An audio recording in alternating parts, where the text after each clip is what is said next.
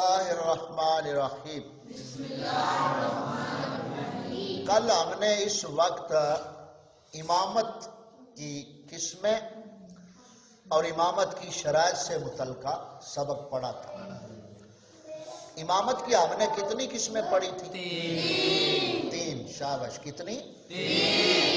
ہاں، تم بتاؤ بکاس کون سی تین ہے؟ بیٹھے بیٹھے بتاؤ۔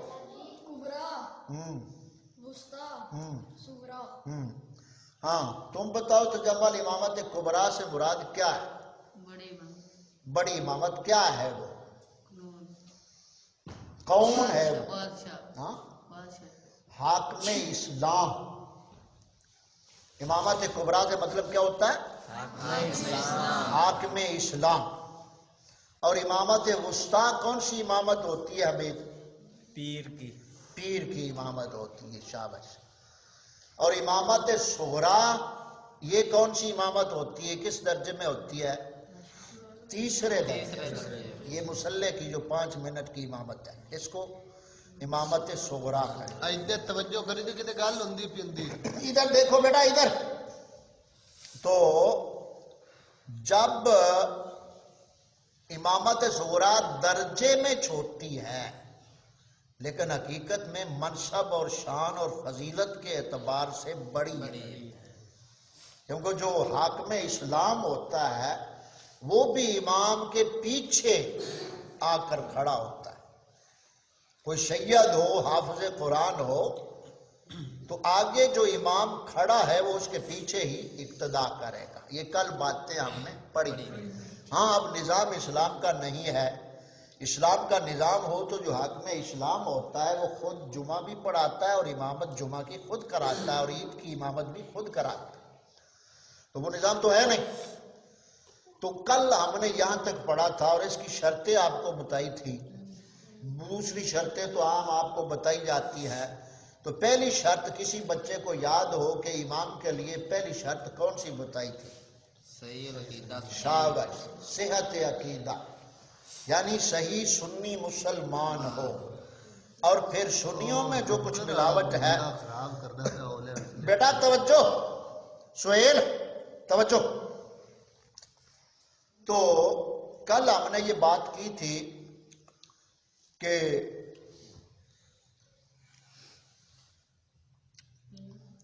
ہاں کیا بات کر رہے تھے؟ صحیح العقیدہ سنی، اور پھر سنی کے بارے میں بتایا تھا کہ جو 4 شخصیات کو سچ اور حق مانتا ہو وہ صحیح العقیدہ سنی امام ہے۔ اس میں ہم نے 4 نام بتائے تھے: شاہ عبدالحق محدث دہلوی، امام احمد رضا بریلوی، تاجدار گورڑا پیر میر علی شاہ اور استاذ مقرب۔ تو یہ کتنے نام کل بتائے تھے؟ 4۔ شاہ عبدالحق محدث دہلوی،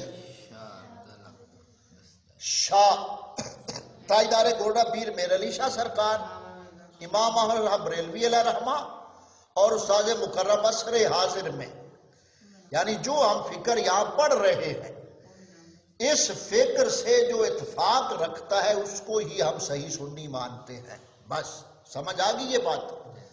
جو کوئی اس سے دائیں بائیں ہوتا ہے وہ اپنے آپ کو لاکھ سنی ہونے کا دعویٰ کرے، ہم اسے سنی ماننے کے لیے تیار نہیں۔ استاد مکرم زیدہ مجدہو نے جو فکر ہم تک پہنچائی ہے وہ انہی بزرگوں کی فکر ہے۔ انہوں نے اپنے دور میں سنیت کا احیاء کیا، یعنی سنیت کو زندہ کیا، اور اللہ تعالیٰ کے فضل و کرم سے عصر حاضر میں، اس رواں صدی میں ہمارے استاد مکرم نے شیخ پاک کا صدقہ اس دین کی اسی فکر کو اسی طرح خالص پیش کیا ہے جیسے اولیاء کاملین اپنے اپنے دور میں کرتے رہے۔ تو کل ہم نے یہاں تک پڑھا تھا۔ اب ہم آگے بڑھتے ہیں۔ مختصر سا سبق جو اگلا ہے ہمارا وہ ہے کہ امام کے پیچھے کھڑے ہونے کے لیے سب سے پہلی چیز یہ ہے کہ امام سے آگے نہ بڑھا جائے،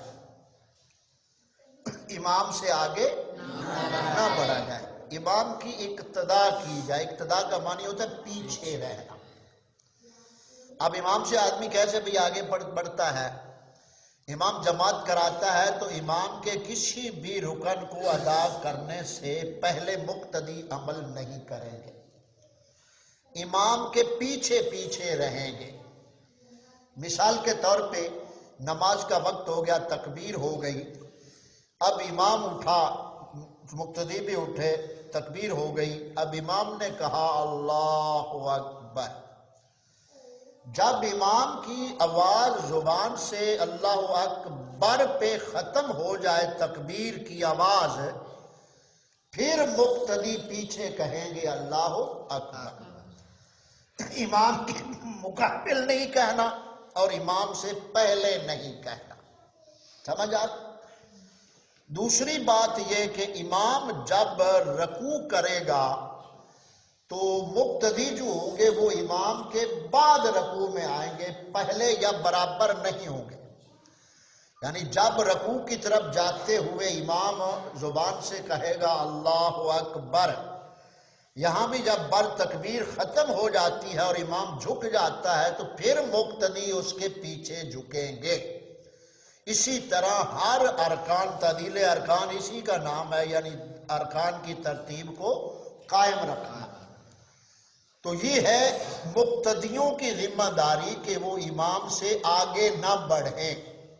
ہاں ایک چیز اور ہوتی ہے کہ امام جب تشہد پڑھ رہا ہو، 2 رکعت پڑھ کر 4 رکعت ہم پڑھ رہے ہیں فرض، تو امام جو ہے وہ 2 رکعت پڑھ کر تشہد پہ بیٹھا ہے اور تشہد امام ذرا تیزی پڑھ گیا، یا بعض میں مقتدی ہوتے ہیں وہ آہستہ پڑھتے ہیں، اب وہاں جو مقتدی ہے وہ پورا تشہد پڑھ کر اٹھے گا اگرچہ امام پڑھ کر کھڑا ہو گئے، کیونکہ وہ مقتدی پہ بھی واجب ہے اور امام پہ بھی واجب ہے۔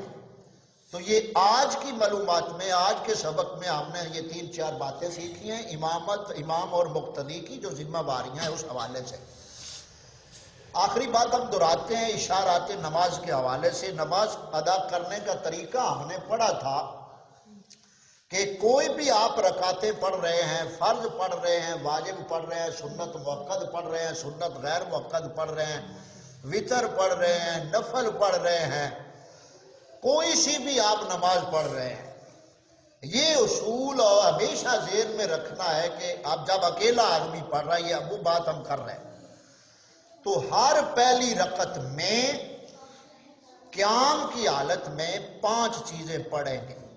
کتنی چیزیں ہوں گی؟ 5۔ علی بیٹا خاموشی سے ادھر توجہ کرو، تو کتنی چیزیں ہوں گی؟ 5۔ ثنا، تعوذ، تسمیہ، فاتحہ، اخلاص یا کوئی اور صورت۔ ہر پہلی رکعت میں کتنی چیزیں ہوں گی؟ 5۔ ہر دوسری رکعت میں 3۔ کتنی ہوں گی؟ بسم اللہ، الحمد اور قل، یعنی تسمیہ، فاتحہ، اخلاص۔ ہر دوسری رکعت میں کتنی چیزیں؟ ہر پہلی رکعت میں کتنی ہیں؟ 5۔ اب تیسری اور چوتھی رکعت جو ہے اس میں فرض جب ہم پڑھ رہے ہوں، 4 یا 3 فرض پڑھ رہے ہوں، تو تیسری رکعت اگر فرض کی ہے تو اس میں 2 چیزیں ہوں گی، بسم اللہ اور فاتحہ، اور چوتھی اگر فرض کی پڑھ رہے ہیں تو بسم اللہ فاتحہ، یعنی فرض 4 ہیں تو آخری 2 رکعتوں میں فاتحہ کے ساتھ سورت نہیں ملانی اور بسم اللہ شریف ساتھ ملانی۔ تو یہ تیسری اور چوتھی کا پتہ چل گیا۔ یہ ہے ادائیگی کا طریقہ۔ تو اشارات نماز کو ہم دہرائیں گے۔ صبح ہم نے پڑھا تھا اشارات نماز کتنی چیزیں ہیں ٹوٹل؟ 22 ہیں، یا ایک کم 21 جو بھی ہے جو پڑھا ہے۔ اشارات نماز کا معنی بتایا تھا، یعنی ایسے الفاظ کا استعمال جو ارکان کی نشاندہی کرتے ہیں ان کو اشارات نماز کہتے ہیں۔ مثال کے طور پہ سمجھانے کے لیے بات کر رہا ہوں، یہ ٹریفک جہاں چلتی ہے نا بڑے بڑے شہروں میں، وہاں اشارے لگے ہوتے ہیں، وہ اشارہ ہوتا ہے کہ ادھر جانا ہے تو اشارہ ہوتا ہے، ادھر جانا ہوتا ہے تو اشارے ہوتے ہیں، تو وہ رہنمائی کرتے ہیں اشارے راستوں کی، اور ان کو اشارات نماز اس لیے کہا گیا کہ یہ نماز کی ادائیگی کے طریقے کی طرف اشارہ کرتے ہیں۔ تو سب سے پہلے کیا ہے؟ تکبیر تحریمہ۔ سب سے پہلے کیا ہے؟ تکبیر تحریمہ، یعنی نماز شروع کرتے وقت ہاتھ اٹھا کر زبان سے اللہ اکبر کہنا، یہ تکبیر تحریمہ ہے۔ ہاتھ اٹھانا یہ شرط نہیں ہے، زبان سے اللہ اکبر کہنا یہ شرط ہے نماز کی، اس کو تکبیر تحریمہ کہتے ہیں۔ اس کے بعد کیا ہے؟ قیام۔ قیام کا معنی کیا ہے؟ اس کے بعد ہے قرات۔ قرات کا معنی کیا ہے؟ اس کے بعد ہے رکوع۔ رکوع کا معنی کیا ہے؟ نماز میں جھکنا۔ اس کے بعد ہے قومہ۔ قومہ کیا ہے؟ رکوع سے اٹھنا، سیدھے کھڑے ہونا، یہ قومہ ہے۔ اس کے بعد کیا ہے؟ انتقالی تکبیر، یعنی ایک رکن سے دوسرے رکن میں جاتے ہوئے زبان سے اللہ اکبر کہنا۔ اب اس کے بعد آگے چلے جائیں گے سجدے میں، تو سجدے میں کتنے اعضاء زمین پہ لگیں گے؟ 7۔ اور پھر ہم تکبیر کہیں گے، پھر تھوڑا لمحہ ٹھہریں گے جسے جلسہ کہتے ہیں۔ تو جلسہ ہم نے پڑھا تھا، اس کا معنی دو سجدوں کے درمیان وقفے کو جلسہ کہتے ہیں۔ تو پھر دوسرا سجدہ کریں گے، تو یہ رکوع سجود ہو گیا۔ تسمیع کیا ہے؟ تمہید، قعدہ۔ اتحیات کی شکل میں نماز میں بیٹھنا، قعدہ اولا، پہلا اتحیات بیٹھنا، قعدہ اخرا، تو آخر پہ کیا ہوتا ہے؟ خروج سلام، یعنی سلام کہہ کر نماز سے خارج ہونا۔ تو یہ اشارات نماز ملے جلے جو ہم نے پڑھے، اس کو ہم نے دہرایا، اور امامت سے متعلقہ اور مقتدی اور امام کی ذمہ داریوں سے متعلقہ آج کا ہمارا جو درس ہے یہ مختصر اپنے اختتام کو پہنچا۔ کل سے صرف ایک بار اعلان ہوگا، اس اعلان سے جو بچہ لیٹ ہوگا، وہ جیسے رضوان، علی اور سہیل کے ساتھ تھوڑا سا ہم نے تعارف کرایا ہے، بڑوں کے لیے سے تعارف میں اضافہ ہوگا، یہ بات کان کھول کر سن لو۔ جو ہی اعلان سننا ہے فوراً مسجد میں لوٹ آنا ہے۔ سمجھ آگی بات کی؟ جتنے اپنے بقیہ 4-5 چھٹیاں آپ کی رہ گئی ہیں، تو ان چھٹیوں میں ہم نے اس نماز کے جو سبق ہے یہ مکمل آپ کو یاد ہونا چاہیے، یعنی ان دنوں میں ہم ان اسباق کو دہرائیں گے۔ آخر پہ ہم جو ضروری چیز ہر بار ہم پڑھتے ہیں اور پڑھتے رہے اور شروع سے اب تک بتا رہے ہیں اور بتاتے رہے، اسی کو ہم دہرائیں گے، ایمان کو۔ تو اب توجہ کرو بھائی، لفظ ایمان کس لفظ سے بنا ہے؟ آمنا۔ شابش۔ آمنا کا معنی کیا؟ امن میں آ جانا، یعنی ضروریات دین کو انسان مان کر ادب سے ساتھ اپنا کر جہنم کے عذاب سے بچ جاتا ہے۔ تو ایمان کی حقیقت کیا ہے؟ یقین۔ شابش۔ ایمان کی حقیقت کیا ہے؟ یقین۔ اب اس کی مثال آپ سے کوئی پوچھے بھئی کیسے یقین، تو بھئی اللہ تعالیٰ ایک ذات ہمیشہ سے ہے، ہمیشہ رہے گی، یہ ہمارا یقین۔ یقین کہتے ہیں ایسے پختہ خیال کو جو دل کے اوپر اس طرح نقش ہو کہ کسی کے کھرچنے سے بھی وہ ختم نہ ہو۔ تو ایمان کی حقیقت کیا ہوئی؟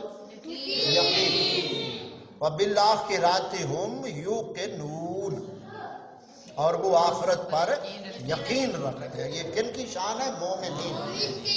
تو یہ ایمان کی حقیقت ہو گئی۔ اب ایمان کہتے کسے ہیں؟ ہاں، خالی ماننا نہیں ہے، ادب کے ساتھ سچا ماننا، یہ ایمان ہے، اسے ایمان کہتے ہیں۔ اب اس کے رکن کتنے ہیں؟ 3۔ کون سے؟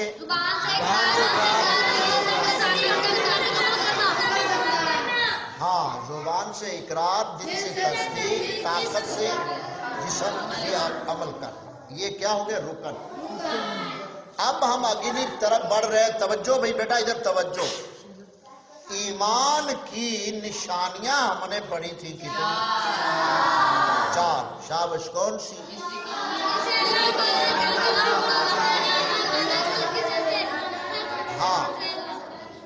ہاں کسی کو کچھ دینا اللہ تعالیٰ کے لیے، کسی کو برائی سے روکنا اللہ تعالیٰ کے لیے، کسی سے محبت رکھنا اللہ تعالیٰ کے لیے، کسی سے نفرت بغض رکھنا اللہ تعالیٰ کے لیے.